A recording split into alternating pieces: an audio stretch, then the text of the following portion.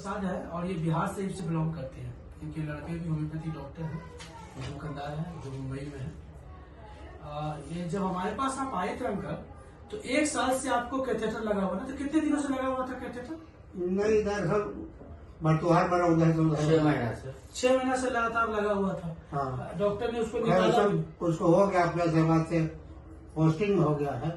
Prostate gland कितना बढ़ा हुआ था? ये शुरू जब आप आए थे तो 98 हाँ 98 था। 98 था। जी 98 था प्रोस्टेट ग्लैंड फिर बढ़ा। उस बार 91 हुआ। जब हमारे ट्रीटमेंट में आए तो 91 आया। हाँ तो फिर उसके बाद 74 आया। ठीक है। और 73 फिर आया। हाँ। और 73 के बाद हम फिर नहीं जतवाए। ये इनकी इतनी समस्या थी कि पेशाब होता ही नहीं था। हाँ पेशाब के लिए तड़पते थे ये। हाँ हम पेशाब जलन होता था बहुत। जलन दवाई हम अभी आपको प्रोस्टेट ग्लैंड वाला हम दवाई खा रहे हैं, आप ही का दवाई अभी भी खा रहे हैं आप? जी। अब तो कोई दिक्कत नहीं होता नहीं, पेशाब इससे कोई से? दिक्कत नहीं। अब कोई पाइप लगाने की जरूरत नहीं है? जी नहीं। ये साधु साहब जी का प्रोस्टेट ग्लैंड 98 अपनी बत्ती बता रहे हैं कि 98 ग्राम प्रोस्टेट ग्लैंड बढ़ा हुआ था। जब हमने होम्योपैथिक की दवाइयां दिया तो 91 के बाद 85, 74, फिर 73, ऐसे करते करते पूरी तरह से इनकी कैथेटर निकाल दिया गया। अब इन्हें कोई पाइप लगाने की जरूरत नहीं है। अब नॉर्मल लाइफ जी रहे हैं और यूरिन अपने से होता है। अब जितना मतलब जैसे नॉर्मल पहले हो रहा था वैसे ही अभी भी हो रहा है।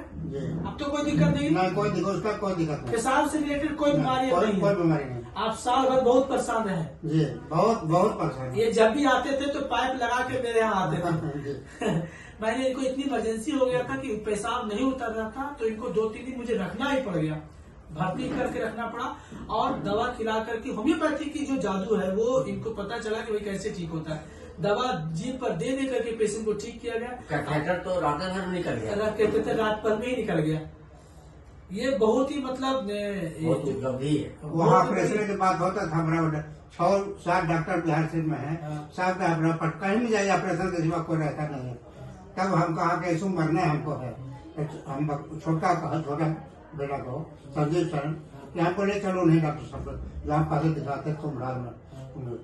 तो वो आया साथ ही आप कहे आप लोग गए रात में ठीक, उसी रात में को ठीक हो गया। उस दिन से फिर हमको प्रॉब्लम थोड़ा बहुत आया। तो साथ 20 मिनट मेरे साथ रहा, लेकिन वहाँ दुकान में स्टाफ बराबर फोन करते रहे कि आइए आइए। फिर आया उसके बाद फिर 12 बजे टूट आया।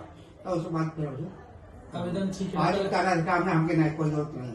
2 साल हो गया करीब। उसका बेटी का भी सिलेक्शन हुआ है ब्रिटेन में एज MBBS डॉक्टर में। MBBS से पास तो मराठा से। आप हमारे यहाँ ट्रीटमेंट में 2 साल हो गया? जी हाँ करीब 2 साल। करीब 2 साल हो गया। अब पूरी तरह से एकदम सेफ जोन में है, कोई प्रॉब्लम नहीं।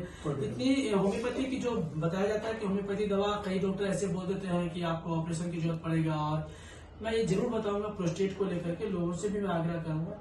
देखो प्रोस्टेट ग्लैंड कोई बहुत बड़ी बीमारी नहीं है, बशर्ते इसकी प्रॉपर ट्रीटमेंट होनी चाहिए, सही इलाज होना चाहिए। ऐसा नहीं कि हर इलाज का मतलब ये नहीं कि ऑपरेशन ही इम्पोर्टेंट है।